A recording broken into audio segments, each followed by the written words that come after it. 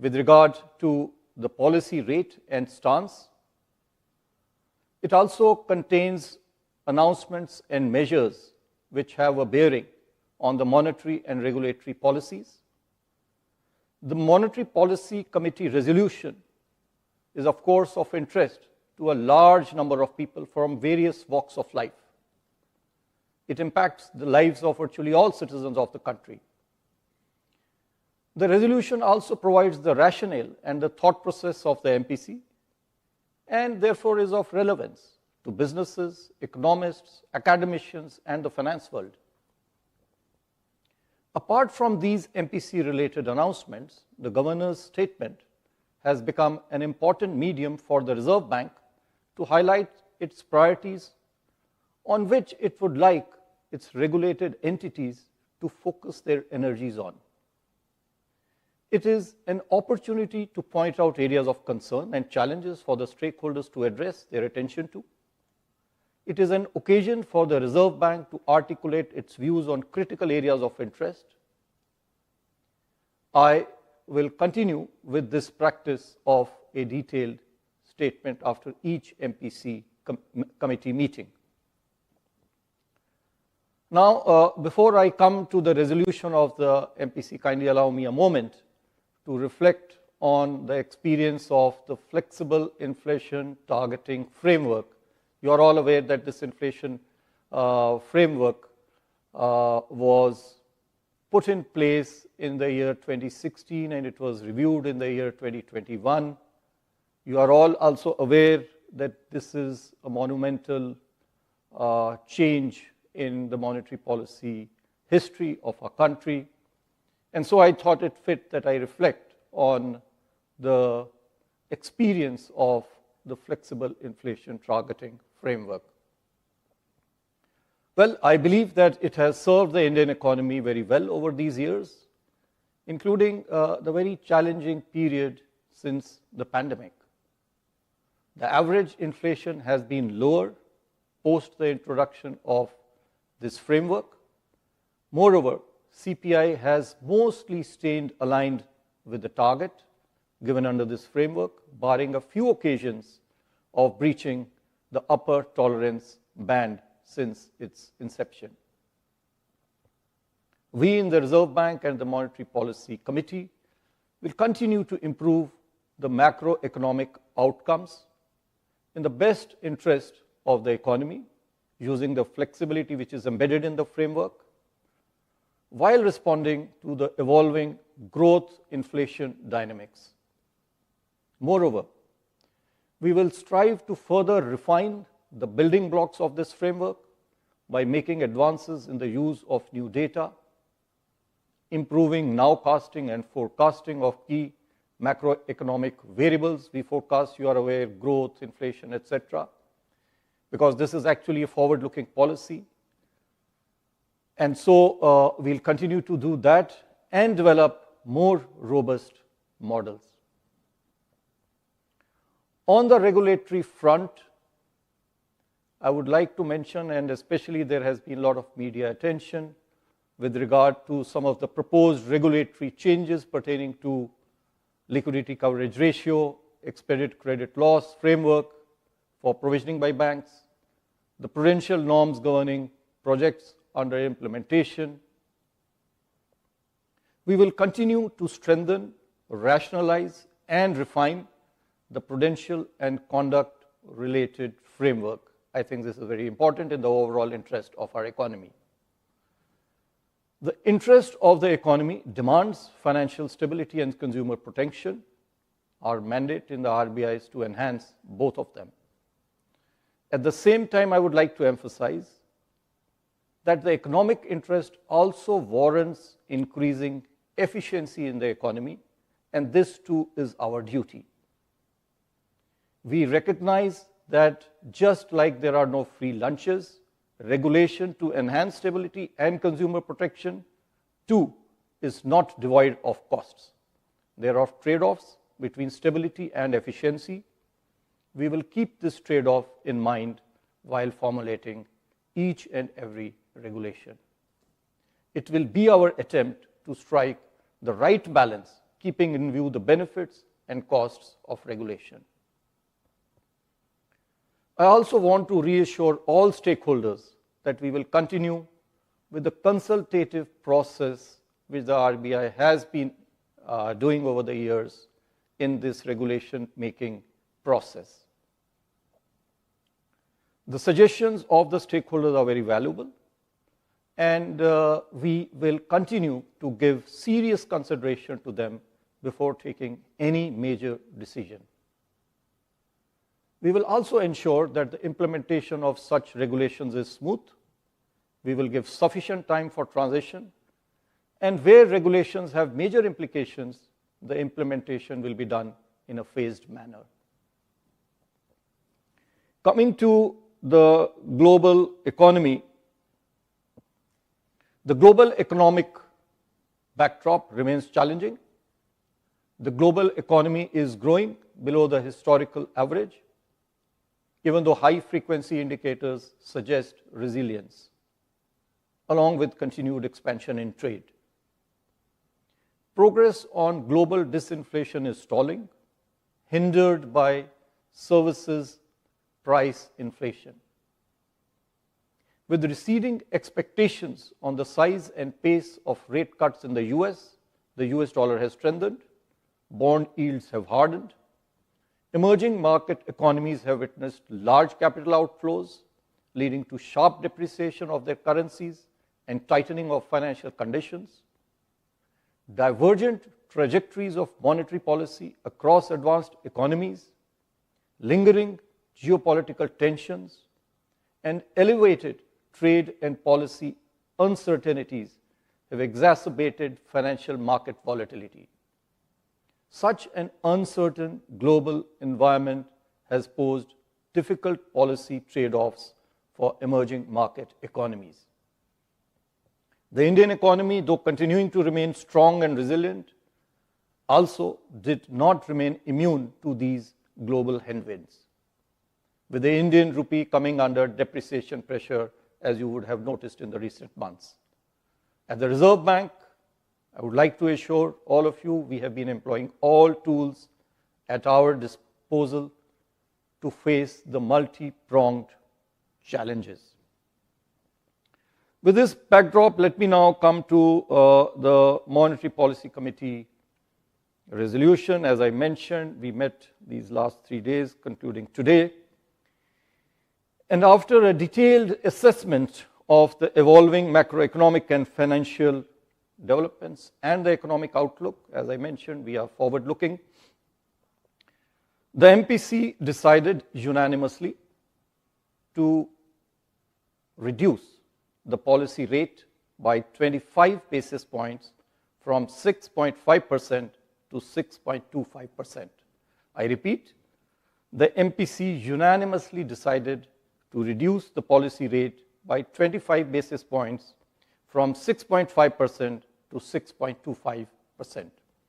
Consequently, the Standing Deposit Facility, SDF, the SDF rate shall be at 6.0%, and the marginal standing facility rate, also called the MCF rate, and the bank rate shall be 6.5%. The MPC also decided unanimously, again, to continue with the neutral stance and remain unambiguously focused on a durable alignment of inflation with the target while supporting growth. I shall now state the rationale for the decision in brief. The MPC noted that inflation has declined, supported by favorable outlook on food and continuing transmission of past monetary policy action. It is expected to further moderate in 2025-26, gradually aligning with the target. The MPC also noted that though growth is expected to recover from the low of Q2 of 2024-25 this year, it is much below that of last year. Last year, you are all aware, it was 8.2%. This growth inflation dynamics opens up policy space for the MPC to support growth, while remaining focused on aligning inflation with the target. And accordingly, the MPC decided to reduce the policy rate, by 25 basis points to 6.25%. At the same time, the MPC felt that excessive volatility in global financial markets and continued uncertainties about global trade policies, coupled with adverse weather events, pose risks to the growth and inflation outlook. This calls for the MPC to remain watchful. Accordingly, it decided to continue with a neutral stance. This will provide MPC with the flexibility to respond to evolving macroeconomic environment. With this, now I come to the assessment of growth and inflation. First of all, growth. As per the first advanced estimates, real GDP growth for the current year is estimated at 6.4%. The numbers were released by MOSPI recently. This is a softer expansion after a robust 8.2% growth last year. Going forward, economic activity is expected to improve in the coming year. Agricultural activity remains upbeat on the back of healthy reservoir levels and bright Rabi prospects. Manufacturing activity is expected to recover gradually in the second half of this year and beyond. Early corporate results for Q3, and we have more than 50% of the results now as we speak. It indicates a mild recovery in the manufacturing sector. Mining and electricity are rebounding from monsoon-related disruptions in Q2. Business expectations remain upbeat, as evident from the PMI Manufacturing Future Output Index. Services sector activity continues to be resilient. PMI services, however, declined from its recent peak. On the demand side, rural demand continues to be on an uptrend, while urban consumption remains subdued, with high-frequency indicators providing mixed signals. And we are aware, we got the Nielsen survey report also just yesterday. Going forward, improving employment conditions, tax relief in the union budget, moderating inflation, together with healthy agricultural activity, bode well for household consumption. Government consumption expenditure is expected to remain modest. Higher capacity utilization levels, robust business expectations, and government policy support augur well for growth in fixed investment. Continued buoyancy in services export will support growth. Global headwinds, however, continue to impact uncertainty to the outlook and pose downward risks. Taking all these factors into consideration, the RBI has estimated that real GDP growth for the next year to be at about 6.7%, with Q1 at 6.7%, Q2 at 7%, Q3 at 6.5%, and Q4 too at 6.5%. The risks are evenly balanced.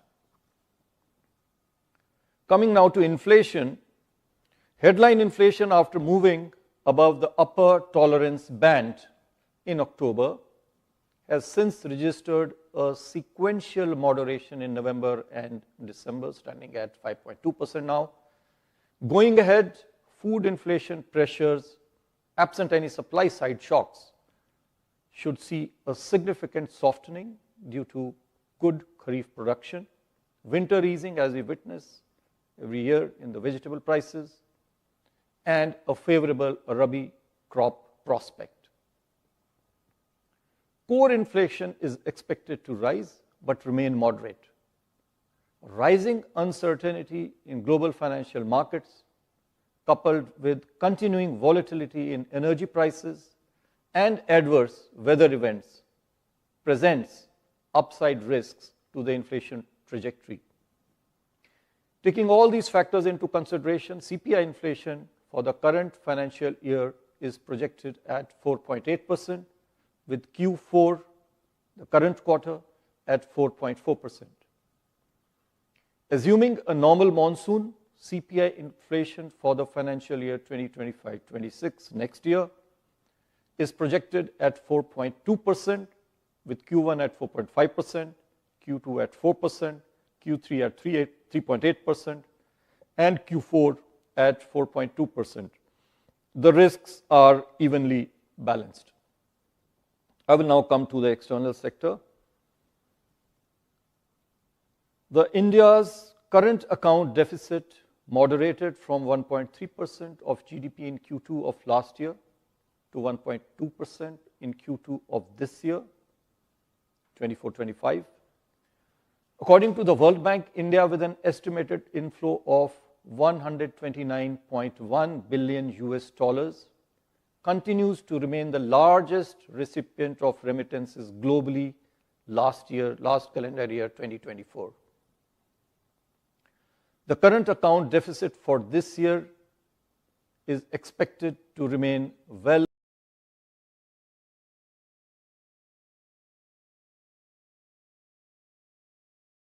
within the sustainable level. As on 31st January,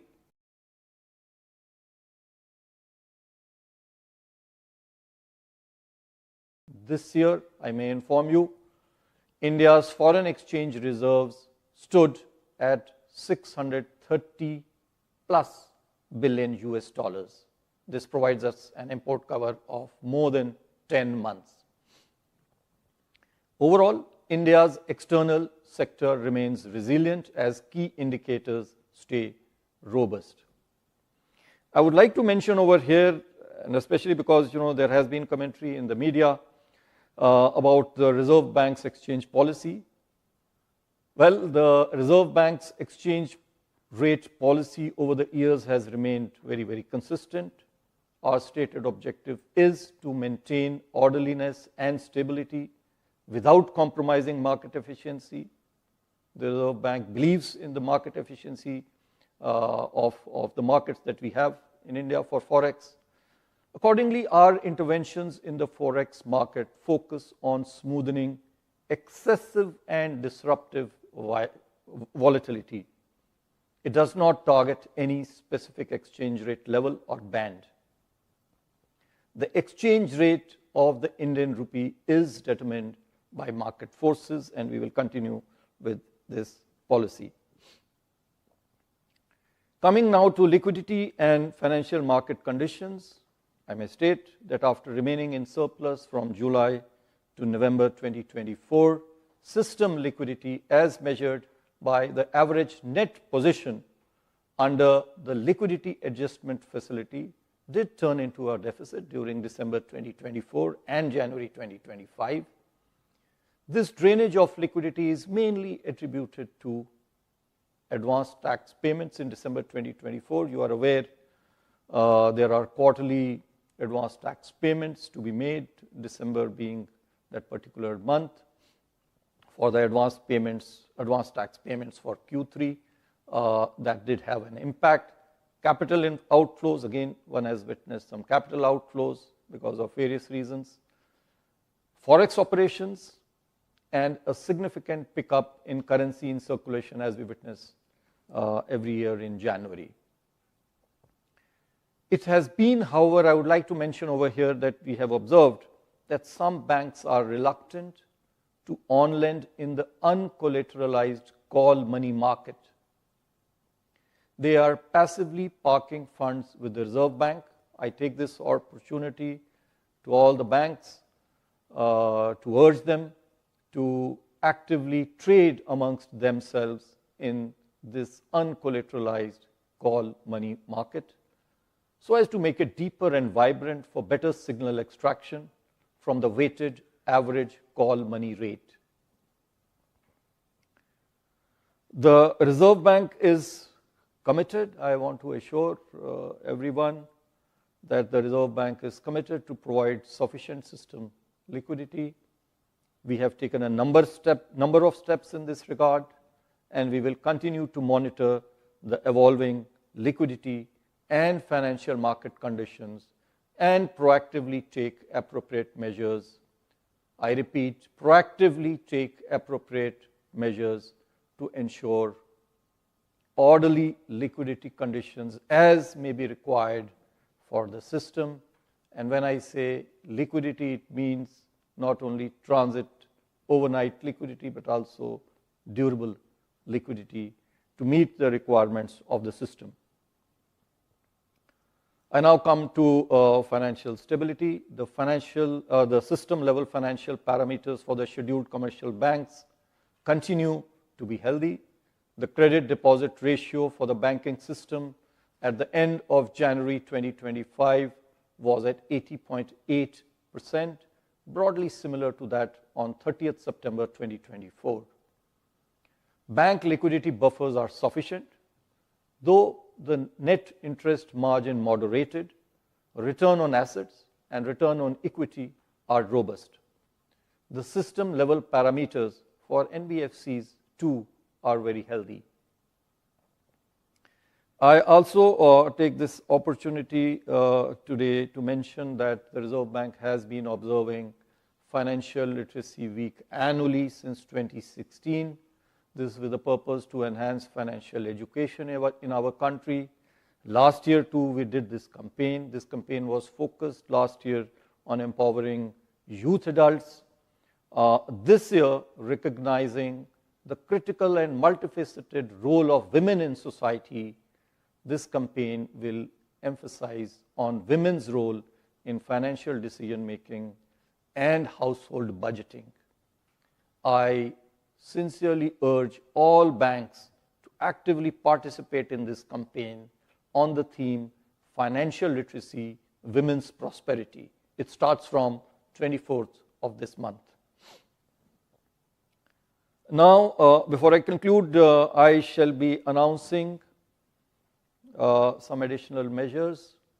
Necessary directions and circulars for these shall be issued separately.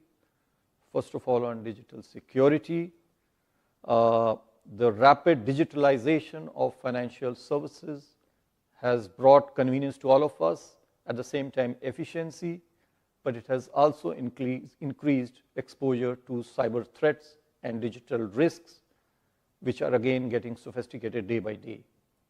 The surge in digital frauds is a matter of concern.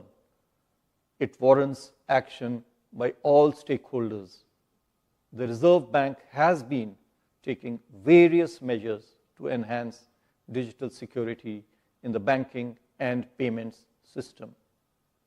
Introduction of additional factor of authentication for digital payments is one such measure. It is now proposed to extend this to online international digital payments made to offshore merchants who are enabled for such authentication. Second, the Reserve Bank shall implement the bank.in exclusive internet domain for Indian banks. Registration for this domain name will commence from April this year. This will help avoid banking frauds. This will be followed by the fin.in domain for the whole of the financial sector. The banks and NBFCs, I would urge them to also continuously improve preventive and detective controls to mitigate cyber risks. They must develop robust incident response and recovery mechanisms, reinforced through periodic testing for operational resilience. Third measure that I am announcing today, over the past few years, we have expanded the suite of interest rate derivative products available to market participants to manage their interest rate risks. We shall now, to this suite, include forward contracts in government securities. This would facilitate long-term investors, such as insurance funds, to manage their interest rate risk across interest rate cycles. It will also enable efficient pricing of derivatives that use government securities as underlying instruments. Fourth, to enhance access of retail investors to government securities. The Reserve Bank has taken a number of steps earlier. There's another step, that I am announcing today, and this pertains to expanding the access of NDS Home, our platform for trading in the secondary market transactions for government securities, to non-bank brokers who are registered with SEBI. A number of them are registered with SEBI. They will also get an opportunity now to participate and trade through the NDS Home, the electronic trading platform of RBI for government securities. Fifth, in view of the various developments in financial markets and market infrastructure over the past few years, we shall be setting up a working group with representation from various stakeholders to undertake a comprehensive review of trading and settlement timing of markets regulated by the Reserve Bank. There are some 5 such markets which have different timings. The group shall submit its report by 30th April this year. To conclude, considering the existing growth inflation dynamics, the MPC, as I mentioned earlier, while continuing with the neutral stance, felt that a less restrictive monetary policy is more appropriate at this current juncture. The MPC will take a decision in each of its future meetings based on a fresh assessment of the macroeconomic outlook. We are committed to conduct monetary policy and take such measures as appropriate, which are timely, carefully calibrated, and clearly communicated to facilitate conducive macroeconomic conditions that reinforce price stability, sustained economic growth, and financial stability. Thank you, Namaskar, and Jai Hind.